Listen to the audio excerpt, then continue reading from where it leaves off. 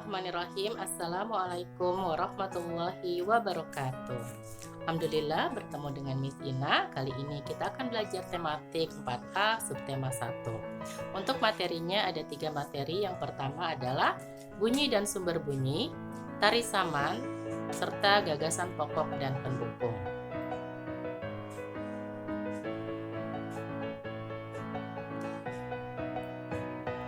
Dalam surat Al-Mulk ayat 23 yang artinya, katakanlah, dialah yang menciptakan kamu dan menjadikan pendengaran, penglihatan, dan hati nurani bagi kamu. Tetapi sedikit sekali kamu bersyukur. Ya, dalam surat Al-Mulk ayat 23 tersebut mengingatkan kita sebagai hamba Allah untuk selalu bersyukur atas semua karunia yang diberikan oleh Allah, baik itu pendengaran, penglihatan, maupun hati nurani. Karena kali ini kita akan belajar tentang sumber bunyi, maka nikmat Allah yang perlu sangat kita syukuri adalah tentang pendengaran. Bunyi dan sumber bunyi. Oke, ada yang tahu apa itu bunyi? Ya, pintar. Yang disebut dengan bunyi adalah energi yang dapat didengar. Didengar oleh apa? Didengar oleh telinga kita, ya. Karena fungsi dari telinga adalah mendengar bunyi ataupun suara. Selanjutnya, tinggi, rendah, atau kuat lemahnya bunyi tergantung pada ada 3 hal ya nak. Tinggi, rendah, atau kuatnya yang pertama adalah frekuensi, yang kedua amplitudo, dan yang ketiga adalah resonansi. Nah, sekarang apa yang disebut dengan frekuensi? Frekuensi adalah banyaknya getaran pada bunyi. Jadi getaran pada bunyi itu banyaknya itu disebut dengan frekuensi. Semakin banyak getaran berarti frekuensi semakin besar.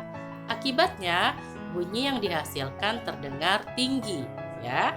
Jadi yang disebut dengan frekuensi adalah banyaknya getaran pada bunyi. Nah, frekuensi itu ada 3 jenis. Yang pertama disebut dengan infrasonik, yang kedua audiosonik, dan yang ketiga adalah ultrasonik. Satuan dari suara itu frekuensi disebut dengan hertz, ya. Nah, yang disebut dengan infrasonik adalah bunyi atau getaran yang kurang dari 20 hertz, ya. Jadi ini adalah bunyi yang tidak bisa didengar oleh semua makhluk. Jadi hanya beberapa makhluk saja yang bisa mendengar bunyi infrasonik. Contohnya adalah paus, ya. Dan yang kedua contohnya adalah buaya. Jadi infrasonik itu adalah suara atau getaran pada bunyi atau frekuensi yang hanya bisa didengar oleh beberapa makhluk. Contohnya adalah paus dan buaya aligator. Selanjutnya yang kedua, jenis frekuensi yang kedua adalah audiosonik. Audiosonik itu adalah frekuensi yang dapat didengar oleh kita sebagai manusia. Audio itu artinya suara, ya. Jadi ini bisa didengar oleh kita sebagai manusia. Dan iniannya ada 20 sampai dengan 20.000 Hz, ya. Selanjutnya yang ketiga adalah ultrasonik. Nah, ultrasonik ini berarti dia di atas dari audiosonik. Jadi frekuensinya itu lebih dari 20.000 Hz. Jadi saking tingginya getaran pada bunyinya atau frekuensinya, ini kita sebagai manusia tidak bisa mendengarnya. Jadi hanya beberapa makhluk saja yang bisa mendengar frekuensi ultrasonik. Contohnya adalah kelelawar dan lumba-lumba, ya. Miss ulangi kembali, ya. Yang disebut dengan frekuensi adalah banyaknya getaran pada bunyi. Frekuensi dibagi menjadi 3 macam. Yang pertama infrasonik, frekuensinya di bawah 20 Hz. Yang kedua audiosonik, frekuensinya 20 sampai dengan 20.000 Hz, dan yang terakhir ultrasonik, frekuensinya lebih dari 20.000 Hz. Infrasonik bisa didengar oleh paus dan aligator. Kemudian audiosonik bisa didengar oleh telinga manusia, dan ultrasonik bisa didengar oleh kelelawar dan lumba-lumba. Selanjutnya, selain frekuensi, yang berkaitan dengan bunyi yaitu amplitudo. Yang disebut dengan amplitudo adalah kuat atau lemahnya bunyi bergantung pada simpangan maksimum dari suatu gelombang yang akan mempengaruhi kuat lemahnya bunyi. Jadi kuat atau lemahnya bunyi itu tergantung dari simpangan maksimum. Jadi gelombang. Ya, contoh pada saat kita mau mengatur besar kecil volume televisi kita menggunakan remote ya. Nah, itu yang disebut dengan amplitudo. Atau juga pada saat pesawat akan tinggal landas itu suaranya itu lemah kuatnya itu disebut dengan amplitudo ya. Jadi contoh dari amplitudo adalah pada saat kita akan mengatur besar kecilnya volume televisi ataupun radio. Selanjutnya yang terakhir yang ketiga adalah resonansi. Yang disebut dengan resonansi adalah ikut bergetarnya suatu benda yang disebabkan getaran dari benda lain sehingga menciptakan bunyi yang lebih keras. Jadi resonansi itu benda yang bergetar, yang getarannya itu menciptakan bunyi yang keras. Ini biasanya kita temui pada alat musik. Di sini ada contohnya yaitu ada biola, ada gitar, ada gendang pada gamelan ya. Itu disebut dengan resonansi. Nah, sumber bunyi itu ada apa saja, Nak? Sumber bunyi di sini ada contohnya adalah pita suara manusia. Kenapa pita suara kita itu bisa terdengar? Karena di dalam pita suara itu ada getaran-getaran pada saat kita bersuara. Karena ada getaran tersebutlah, makanya mulut kita itu mengeluarkan suara, ya. Kemudian alat musik. Nah, alat musik ini bisa terdengar karena ada resonansinya. Ya, ada getaran-getarannya, kemudian garpu tala juga, dan yang terakhir mesin bermotor. Mesin bermotor tidak hanya motor tapi juga bisa pada mobil ya. Selanjutnya kita akan belajar tentang gerak tari. Kali ini kita akan belajar tentang tari saman. Ada yang tahu, Nak, tari saman seperti apa? Ya, betul ya, tari saman mungkin kalian sering melihat ya, karena ini memang tari saman sangat terkenal ya, bahkan di mancanegara. Tari saman adalah tarian suku Gayo dari Nangro Aceh Darussalam. Gerakan tari saman sangat cepat dan lincah. Tari saman dilakukan pada posisi berlutut dan duduk. Jadi kalau berdasarkan sejarahnya, tari saman itu yang menciptakan atau membuat gerakan tari saman adalah Syekh Saman.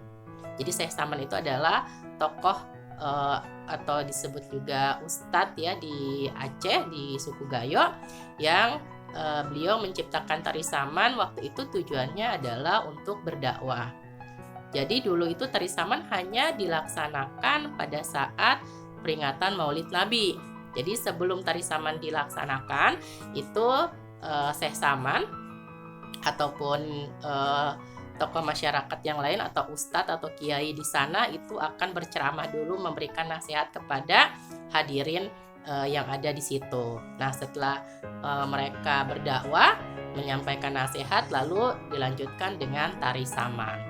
Tari saman ini kalau dulu hanya dilakukan oleh penari laki-laki, dan jumlahnya banyak ya. Biasanya adalah ganjil.